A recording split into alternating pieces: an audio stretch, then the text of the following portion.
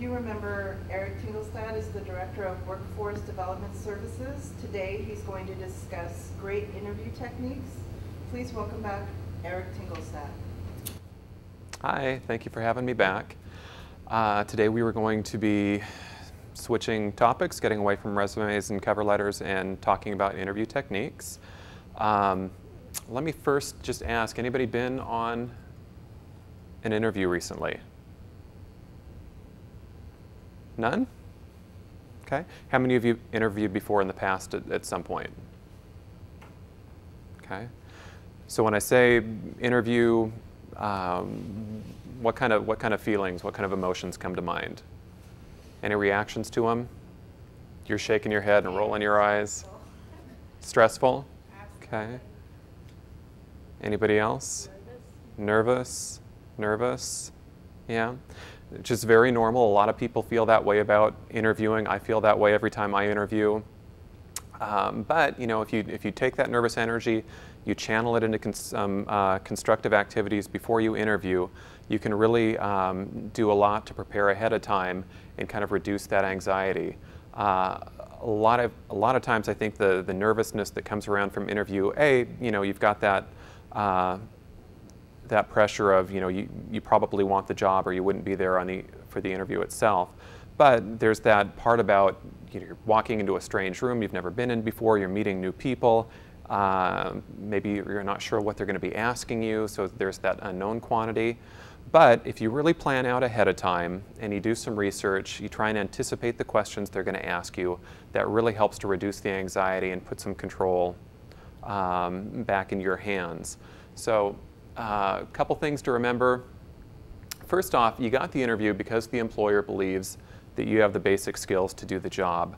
The employers looked at your application materials and they're thinking to themselves, okay, based on what this person's told me in print, I think this person can do the job, and let's just bring them in so we can talk to them face to face.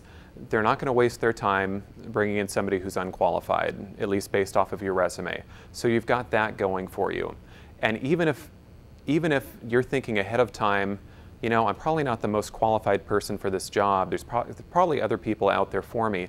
A lot of times when you get into an interview situation, it comes down to personal fit. I've had employers, HR representatives tell me that, you know, when they sit down with somebody in an interview, yeah, they want to make sure the person's qualified, that they can do the job, but they're also looking for personal fit.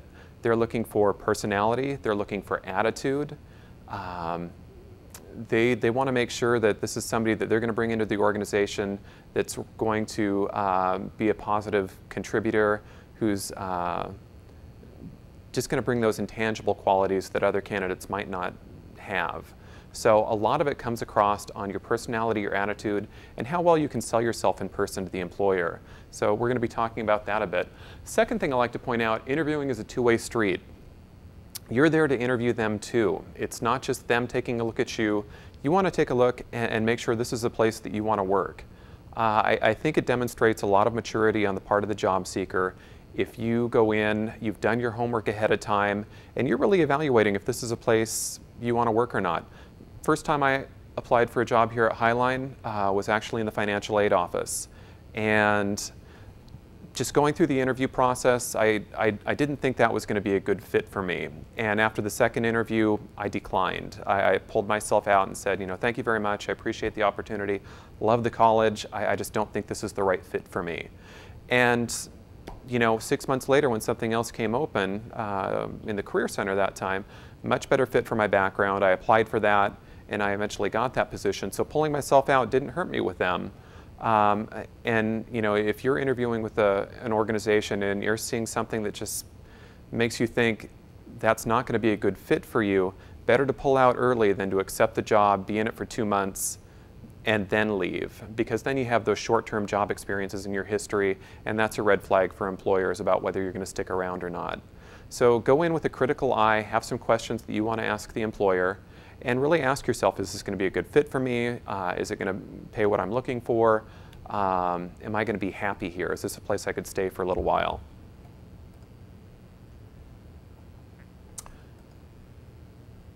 One thing to keep in mind, employers, they've got some concerns too. If you've ever done interviewing yourself, you're conducting the interview with a lot of questions in mind. And here are some of the things that employers are concerned about when they're sitting down with a candidate.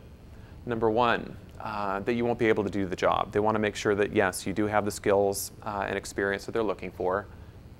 Number two, that you won't put in a full day of work. You really don't like to work. Number three, you'll be frequently out sick. Maybe transportation, babysitting is going to be an issue. Are they going to be able to rely on you to come in on a day-to-day basis, and they're not going to have to worry about covering for you or having you call in sick? Number four, that you'll leave shortly as soon as something better comes along. And this goes back to not wanting to put in, get those short-term work experiences on your resume.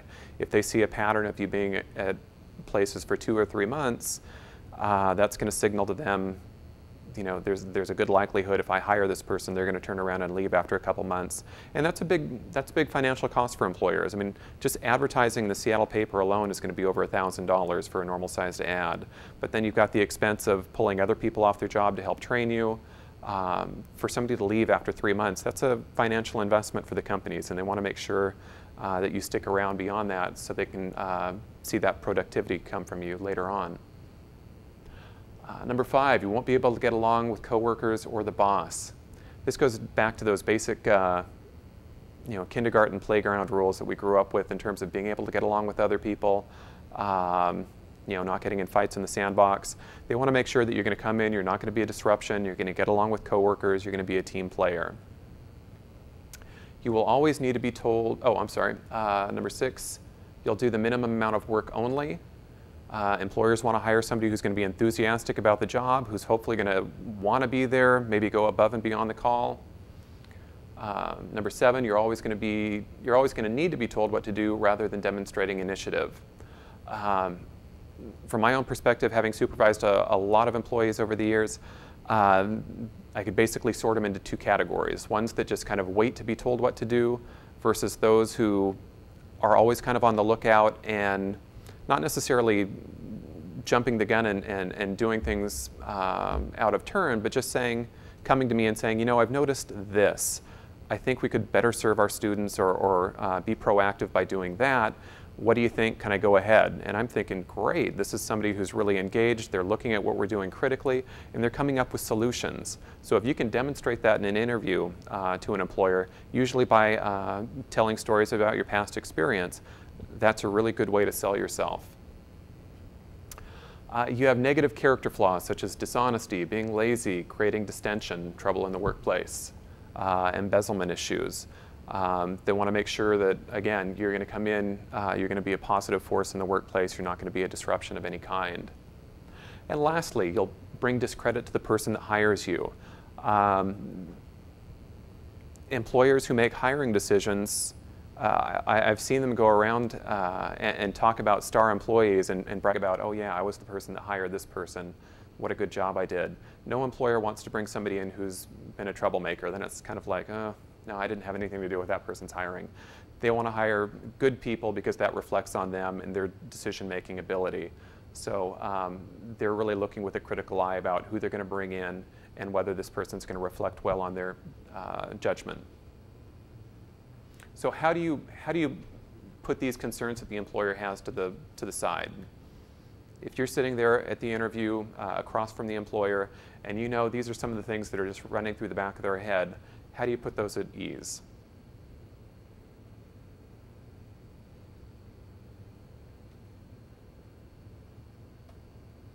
You would emphasize something to counteract any of those. Exactly. You talk about your past experience, your past job history, and with stories that you can tell, you can put most of these to the wayside. Okay? So you want to be really intentional about what you're telling them and what your responses are to questions. Now, before you go into the interview, I think it's a good idea to have like a little pre-interview checklist, if not on paper, maybe in your head, that you're just kind of running through to make sure that everything's a go, and that you're going to go into the interview ready to speak and sell yourself in person. So pre-interview checklist, some things you might have on it. Number one, directions to the interview site. Quarters to call in case you're late. Nowadays, most everybody's got a cell phone, but make sure you've got the phone number to call in case you get stuck in traffic. You know what traffic is like in Seattle, King County area.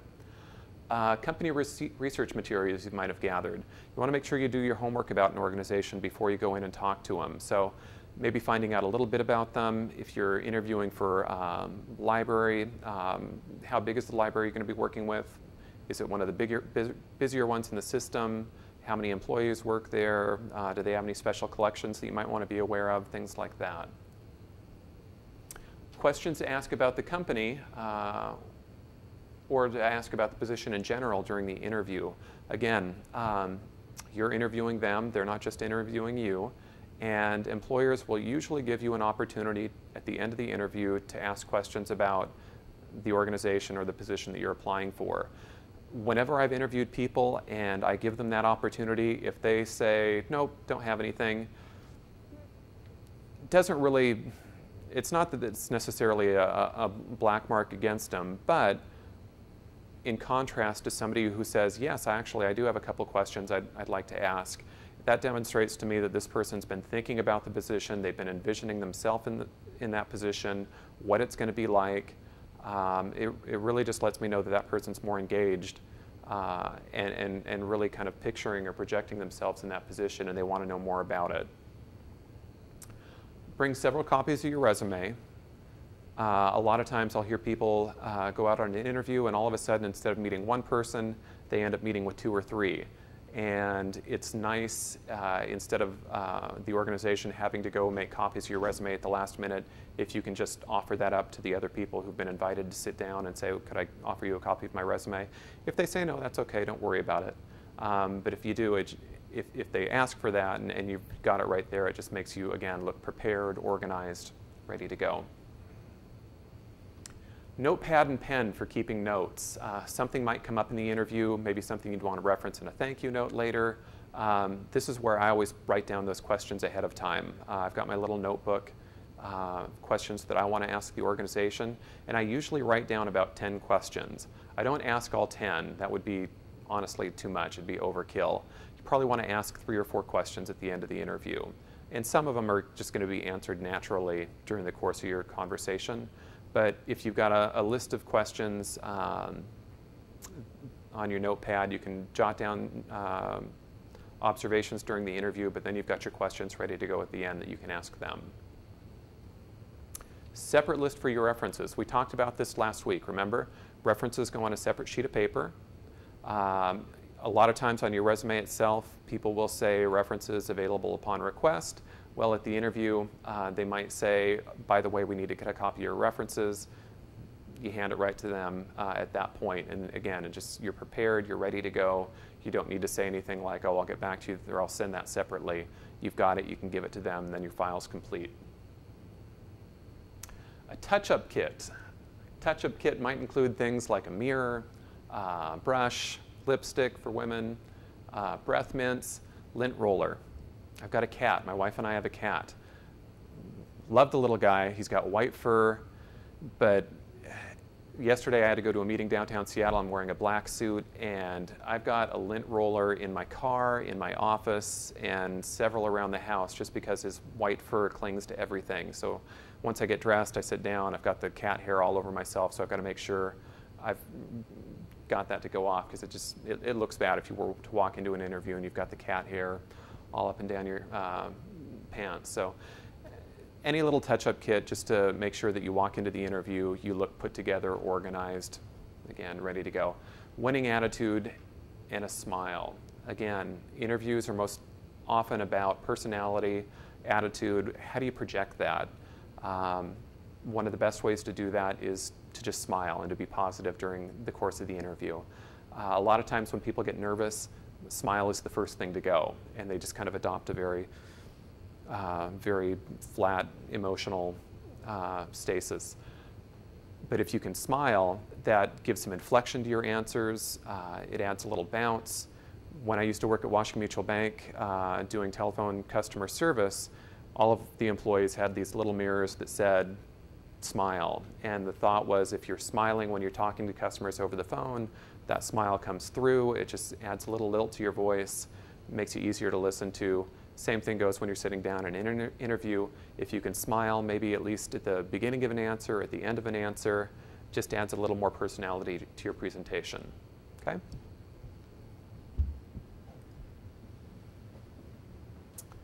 Okay. Interviewing steps.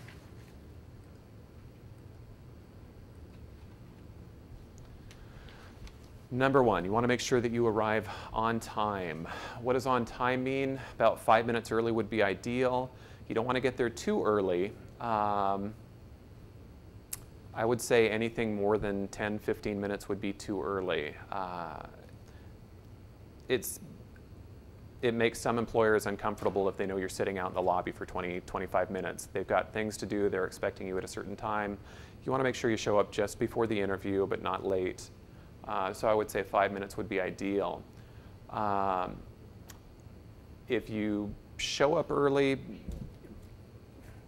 one thing you might want to do, especially if it's a place you've never been to before, would be to drive the route ahead of time at the time that you're going to be interviewing it, just so you know what traffic is like and how long it's going to take you. I usually recommend that people show up not to the actual office, but to the organization about 30 minutes early, just so you know you're not going to be late. Before you go in, you can stay in the car, you can look at the company material you put together, or go over some of the questions you think you're going to be asked and just practice answering them again out loud in the car. But whatever you want to do, just want to make sure you're not late. If you get there early, again, don't go into the office until about 5, 10 minutes ahead of time. Bring some things, beyond a book or anything to go over last minute before you walk in there. Before you walk into the office, take a few deep breaths, smile as you enter the lobby interview room. A lot of times people, when they're making hiring decisions, they talk to people in the organization that's, the administrative assistant. What did you think about this particular candidate? What were they like? Last thing you want to do is be rude to anybody in the lobby, or for that matter, once you step foot on the property, you should be thinking about yourself as the interview's already started, because I have heard stories about people reacting or acting poorly in the elevator on the way up, and next thing you know, somebody in the elevator works in that office, or worse yet, the person is going to be doing the interview with you. You don't want to give them any kind of false impression about what you're really like. So again, consider yourself in interview mode as soon as you get there. Arrive alone. What was one of those fears we had about the employer? Transportation issues, babysitting issues. Are you going to be able to show up on a regular basis every day, not abusing sick leave or anything like that? If you have somebody drop you off or pick you up, you want to make sure that they do that outside of the organization. They're not waiting in the lobby or anything like that for you, because if they see that, again, they're thinking, okay, this person doesn't have car or transportation to get here today. What's that going to be like on a day-to-day basis when they come and work for us? So if somebody's giving you a lift, make sure you have a pre-arranged meeting place across the street after the interview's over, okay? And again, if you're waiting in the lobby before you have an interview, don't make cell phone calls, read a novel. Take a look at interview questions you're expecting, any information about the organization, and just kind of mentally get yourself ready for the interview. Dress and grooming. Let's talk about interview attire for a little bit. What do you think is appropriate interview dress?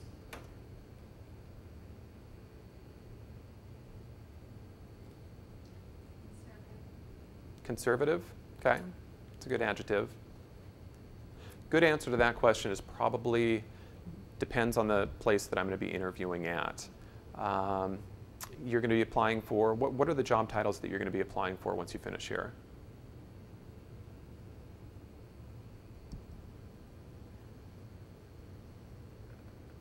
No idea? Library associate or Okay. circulation desk assistant. Okay. Okay. General rule of thumb when you're looking at how you want to dress for an interview is you take a look at what people wear on a day-to-day basis in that particular setting, and you go one notch above. Okay, so if you're going to apply for a job in a warehouse and it's going to be jeans and grubbies every day, you can get away with just cotton pants and a polo shirt. If you're going in an office setting that's pretty casual, I always talk about how men should dress because that's my point of reference. I really don't know too much about female outfits, but you'd probably want to wear a sport coat, dress shirt, probably not a tie though. The only time you'd ever really get formal with a full business suit or something like that would be if that's the general dress.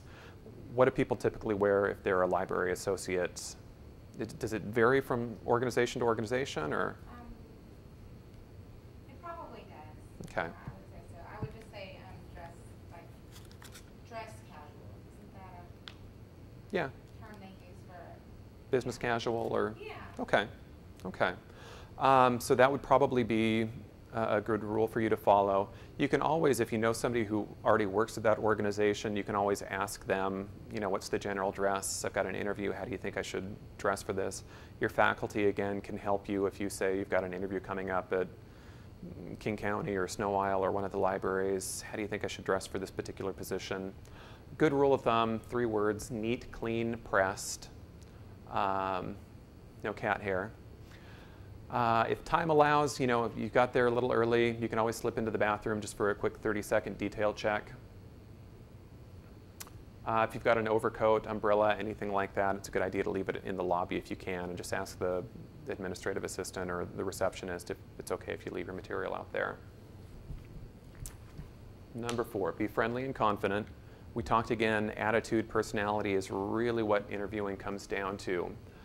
Be polite, considerate to everyone you meet. Offer a firm handshake when greeting the interviewer. Understand the importance of body language. Posture is very important.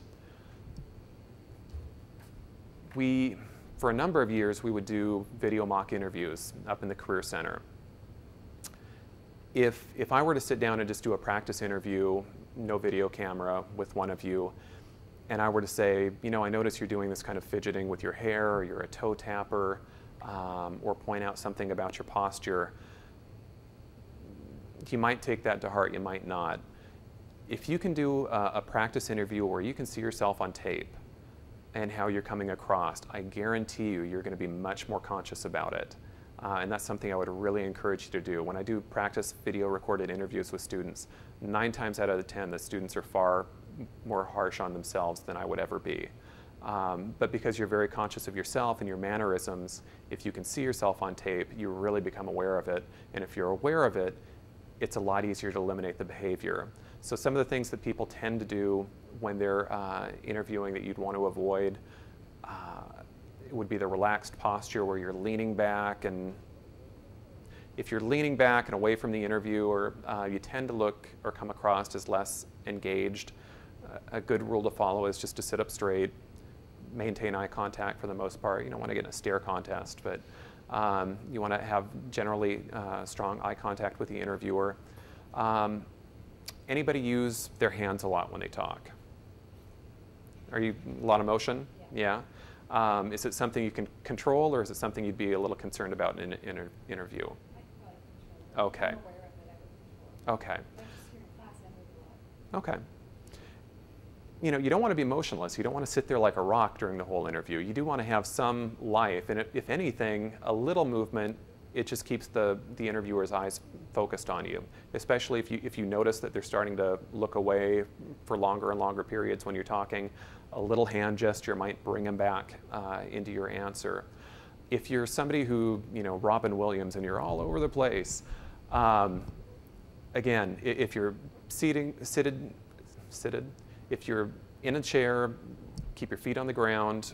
My advice is to keep your hands in your lap, lock your fingers, let them loose a little bit during your answer, but then when your answer is over, lock them back and in your lap. That's just for somebody who tends to use a lot of gestures. It's a way to keep it in control. Okay? A lot of times what they'll recommend that you do in an interview, somebody's sitting across from you, they're asking you questions, is that you try and mirror their body language. So if they're leaning forward, you want to lean in forward a little bit, not like you're copying them blatantly. You just want to reflect that body language back to them. I know that could get a little silly if you took it to extremes, but for the most part, you want to try and maintain the same type of body language the interviewer has. Let's see. The eye contact is a big one, and is this something anybody's ever had a problem with before? Just maintaining eye contact during interviews or discussions in general. I have had people, I've done mock interviews with people, and literally they'll be looking at me the whole time, but their eye contact's right here, and they're answering their questions, but they're not looking at me, and it is so distracting for the interviewer. It's something that you really notice if they're talking to you, but they're just looking behind you or away from you. Again, you don't want to get into a stare-down contest with the person, but for the most part, you want to have general eye contact. If you're thinking of your answer, it's okay to look away, but then you want to go back to the person once you get into a flow of your answer. So one thing I do in that little notebook that I've got my questions, I also write a couple little things that I need to remind myself about during the interview. So I always write SMILE up at the very top in big capital letters because I forget about that. And when I interview, I get nervous and I don't smile very much. So I need to remind myself that. The other thing I write down is eye contact. It just reminds me to make eye contact with the person on a regular basis. If you're interviewed in a panel format, you're typically going to be sitting in your chair, and you're going to have anywhere from 3 to, I've seen up to 8 people asking you questions. How do you think you handle eye contact in that situation?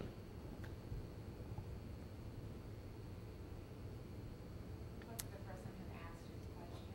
Okay.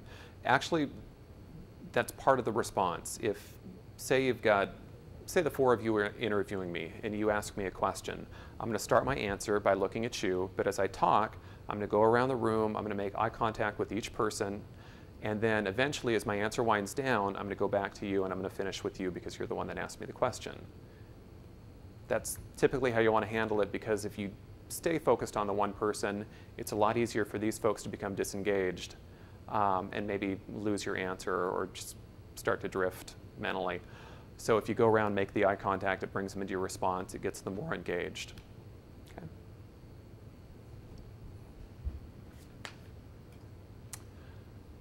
Number 5, let's see.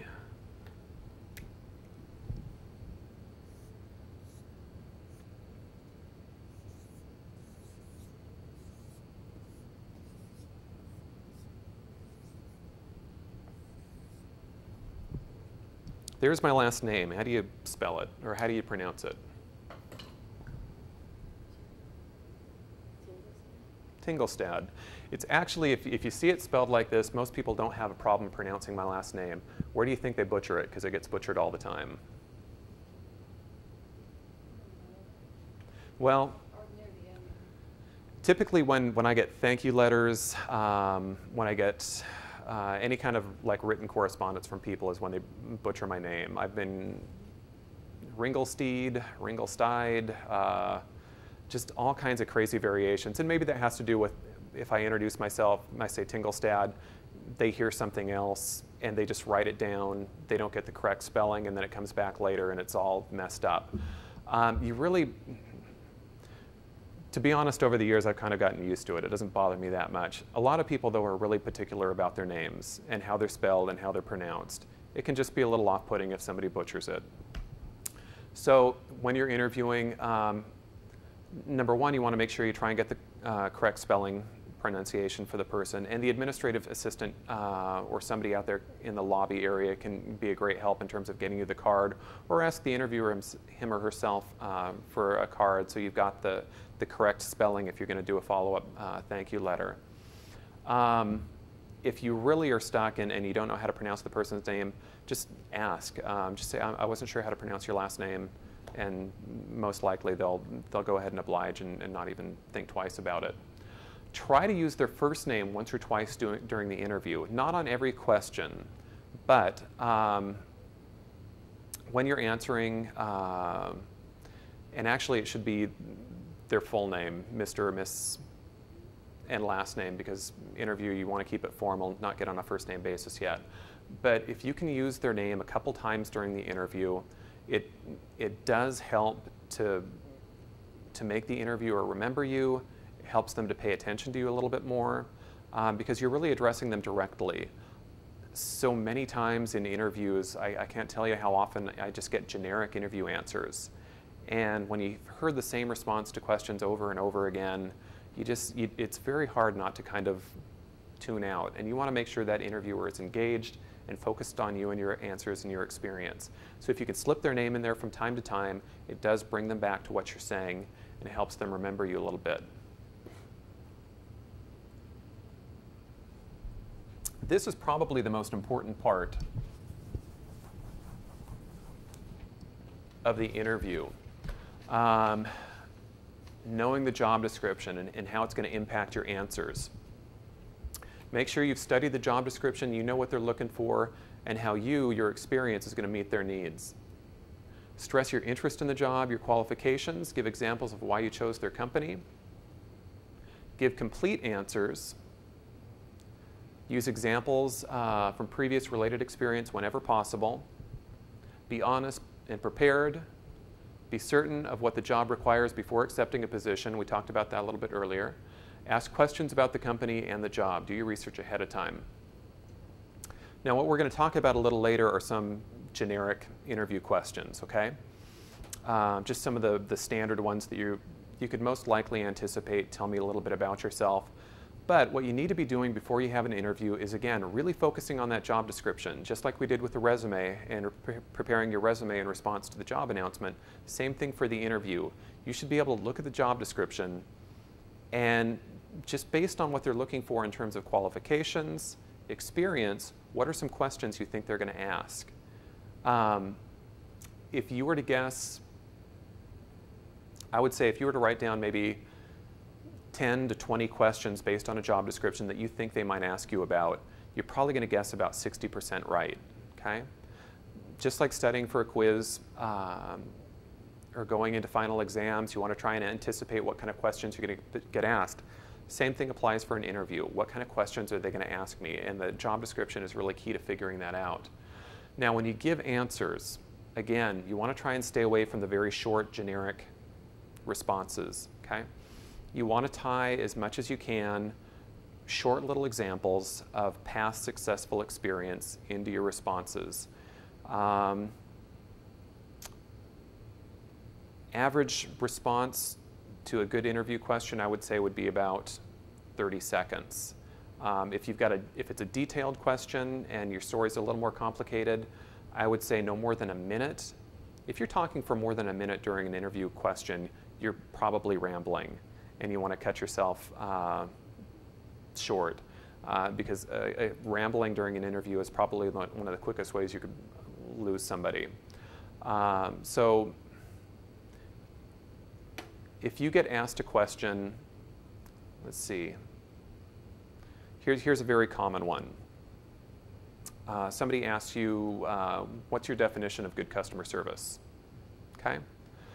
A very generic response to that might be something like, well, trying to make the customer happy, customer's always right, just doing whatever it takes to make the customer happy.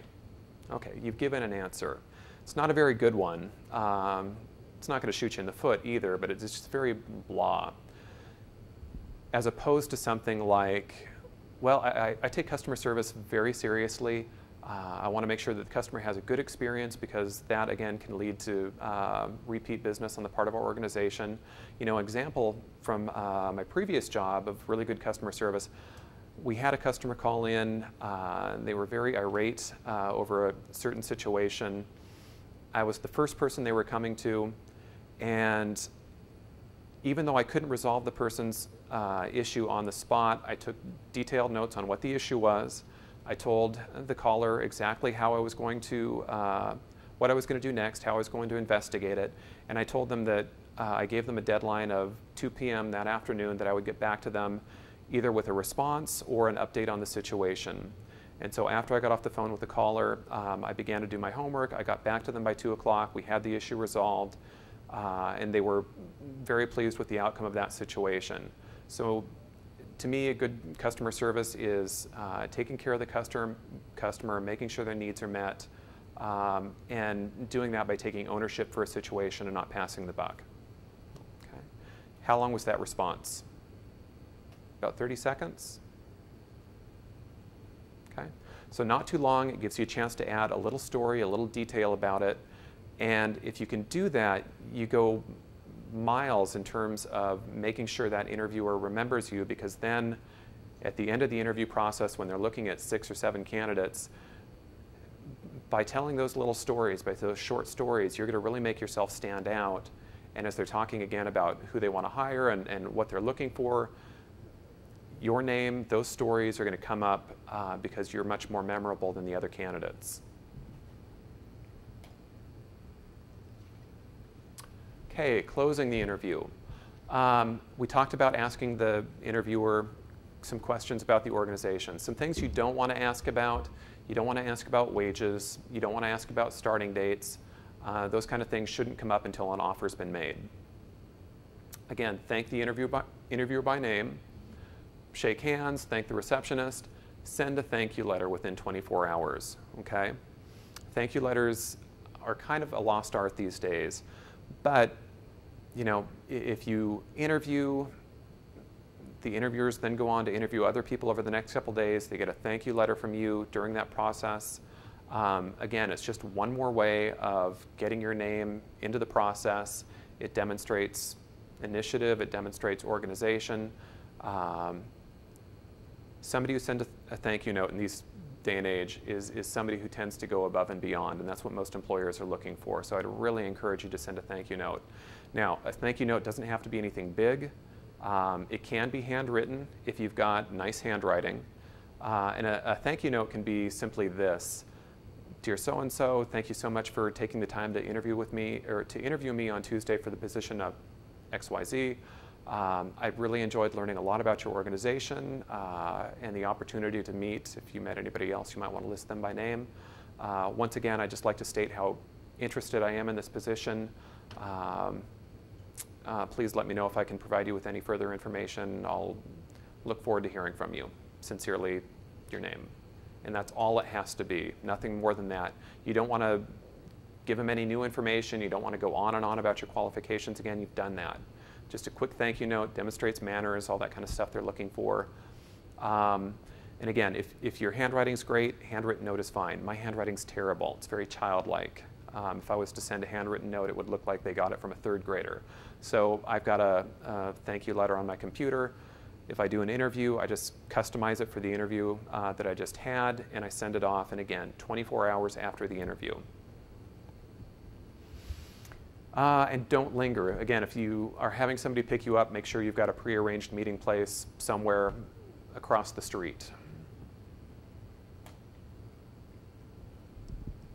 Common interview questions. Here are some of the more generic ones. And the library here at Highline has got a section upstairs that's filled with books about resumes, job hunting, interviews. There are several really good books on interview questions that they have here in the Library Career Resource Center. And not only do they tell you common interview questions, but they also tell you what kind of information the employer is fishing for with that particular question. Why would they ask it? And then it gives you some ideas of how you could respond with a good answer. So if you like taking the time to look at those kind of things and doing your homework, the library here at Highline has got some good materials. Tell me about yourself is probably like the #1 most common interview question that you should just be prepared. It's an icebreaker. It's always asked right at the very beginning. What was the last book you read? Movie? Again, it's another icebreaker type question. Where do you expect to be 5 years from now? What is your greatest strength or weakness? What kind of manager was your former boss? Never want to say anything negative about a previous employer, even if they were Satan himself. You want to stay positive.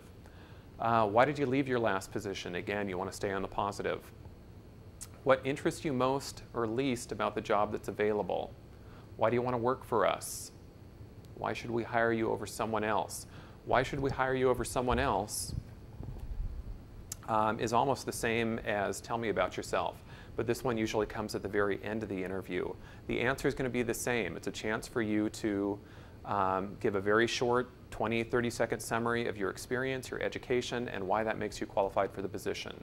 Don't worry about the why should we hire you over someone else, because a lot of times that freaks people out and they think, gosh, well, I don't know who else is. What if you've got somebody really qualified? I might not be more qualified than they are. Just stick to yourself, your experience, your education, how it meets the needs of the organization, and end it that way. Okay? How many of you have been asked one of these questions before? Or maybe another common question that's kind of stumped you?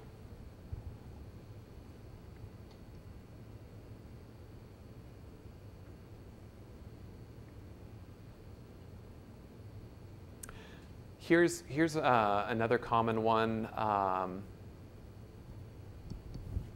It's kind of a variation of this one. A friend of mine who he was interviewing, I think it was Picard, trucking company, and he was asked, "What do you know about us?"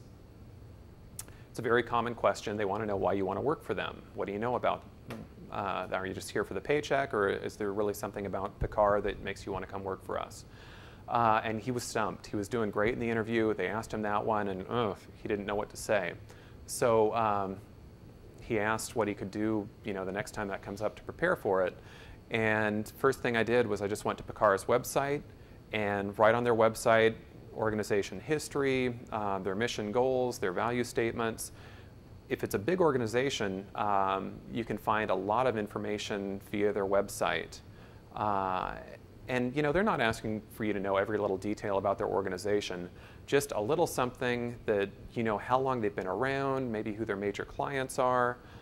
If it's a library situation, what do you think would be good to know about them?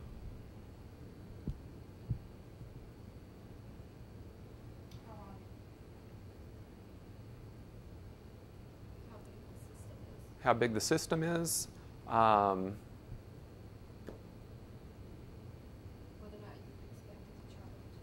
Yeah, would you have to travel between different, what do you call them? Branches. Okay.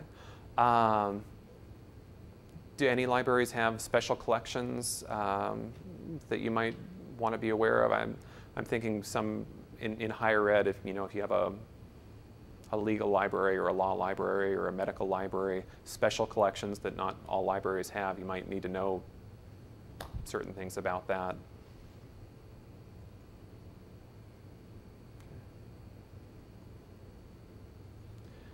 Maybe how busy the library is. Is it a busy branch? And as you're thinking about these kind of things, that's a chance for you, if you've had experience in similar settings before, for you to throw that in. Here's what I know about you. I'm interested in it because it matches past experience that I've had, or I've always wanted to work for this type of a branch or this system. So they just want to know what it is about them that makes you interested. Things you definitely want to avoid with an interview or during the interview, again, fidgeting. Anybody fidgeters? We talked about the hand gestures. Again, you'd be amazed if you can do a mock interview, and I think the mock interviews now on campus, if you go to the counseling center. The counseling center would set an appointment to do a 30-minute video mock interview where you can see yourself on tape. It really, really is beneficial. If I could encourage you to do that, that's one thing I'd really push you towards. Don't want to speak poorly about previous employers. Don't want to sit down before you're asked to. You want to avoid looking bored or anxious. Checking your watch. Getting into hot topics. Could be anything from sex, race, religion, age, health, children. Showing samples of work before you're asked. Sometimes people put together these wonderful portfolios with previous work experience. For the most part, you want to keep those. It's okay to bring it with you. I wouldn't offer it unless there was an opportunity to. If they were asking you specifically about it, you could say, oh, by the way, I've got my portfolio here. It has this, that, and the other thing. You might want to take a look at it. If they say, great, offer it to them. If they say, oh, no, that's okay, don't push it on them. And you want to avoid asking about pay, benefits, vacation before being offered the job. This happens to a lot of people because they want to know those things. And again, once you get the job offer, then you've got some leverage. They want to hire you, and that's the time you get to ask about salary. When I was offered my job here at Highline, they wanted me to start in June. I had a 3-week vacation planned in August. I didn't bring that up during the interview process. I waited until actually they offered the job to me, and then I said, oh, that's great, you want to offer me the job, I really want to work there. By the way, in August, 2 months after I get there, I'm going to be gone for 3 weeks. Will that be a problem? No. But at least then you know they want you. That gives you a little leverage, a little bargaining power. Just some final thoughts. Interviewing really is a skill. It's one that you'll become better at over time if you practice and prepare. So any chance you get, conduct practice interviews with family, friends, classmates, anyone who will share their time. Even if interviewing scares you to death, I would highly encourage you to write out practice questions, things you think you're going to be asked, and whether it's a spouse or a friend or even just doing it in front of the mirror, talking out loud, getting used to giving examples, come up with some examples for those questions you think you're going to be asked, and really get to the point where you're comfortable giving your responses. It'll do a lot to cut down on the anxiety the day you get there to do the interview. So just some final thoughts. Any questions that I can answer? Okay. Again, I'd really encourage you to go up to the counseling center and take a look at scheduling a practice interview when it comes time to either find an internship or to look for work after Highline. It will do a lot, I think, to help you get ready for that next interview. Thanks very much. Appreciated coming today.